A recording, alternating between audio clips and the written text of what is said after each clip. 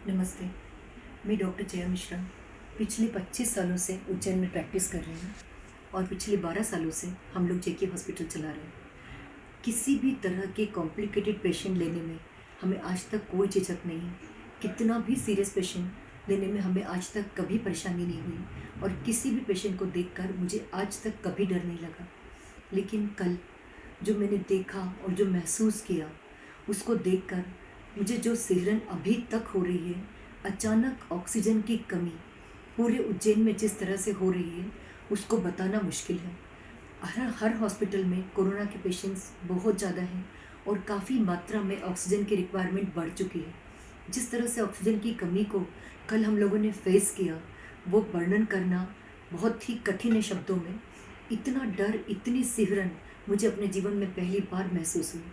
अस्पताल का मैनेजमेंट, हमारे स्टाफ के सारे सदस्य पूरी रात पूरा दिन प्रयास कर कर के कहीं से भी ऑक्सीजन लाने की कोशिश लगातार कर रहे हैं और ऐसा लग रहा था कि 30 मिनट में ऑक्सीजन हमारी ख़त्म होने वाली थी।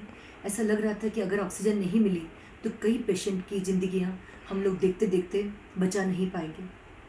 ये डर, ये जो महसूस मैंने उस पल में किया है, ये ज़िंदगी में आज तक मैंने कभी भी महसूस नहीं किया। कोरोना को लोग बहुत लाइटली ले रहे हैं। ये जो कोरोना की दूसरी लहर आई है, ये बहुत ज़्यादा खतरनाक है, बहुत ज़्यादा सीरियस है। पहले मुझे भी लगता था, पिछली बार जब कोरोना हुआ, सारे लोगों को पॉजिटिव हो रहे थे, मैंने हॉस्पिटल बंद नहीं किया, पूरे टाइम काम किया और मुझे भी ऐसा लगता था कि मुझे तो कोरोना होगा ही नहीं। मेरे हस्बैंड डॉक्टर कात्यायन मिश्रा को हुआ, मेरे बेटे को कोरोना हुआ, उस समय भी मुझे कोरोना नहीं हुआ। तो मुझे लगता था कि ये तो बहुत छोटा सा वायरस है जिसमें मेरी इम्यूनिटी बहुत ज़्यादा है और इस संक्रमण से मेरा शरीर आसानी से लड़ लेगा।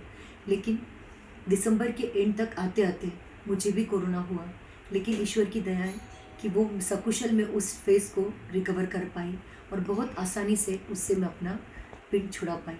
लेकिन अभी जिस तरह से कोरोना फैल रहा है, ये बहुत ख़तरनाक है, ये बहुत घातक है और आप रोज़ ही पेपर में पढ़ रहे होंगे, ऑक्सीजन कम हो रही है, रेमडेसिविर इंजेक्शंस नहीं मिल रहे हैं, एंटीजन टेस्टिंग की किट्स ख़त्म हो गई हैं, सारे संसाधनों की लगातार तेज़ी से कमी हो रही है। आप दोष अस्पताल को दे सकते हैं, लोगों को दे सकते हैं, पर अपने दोष को कहाँ ले जाएंगे?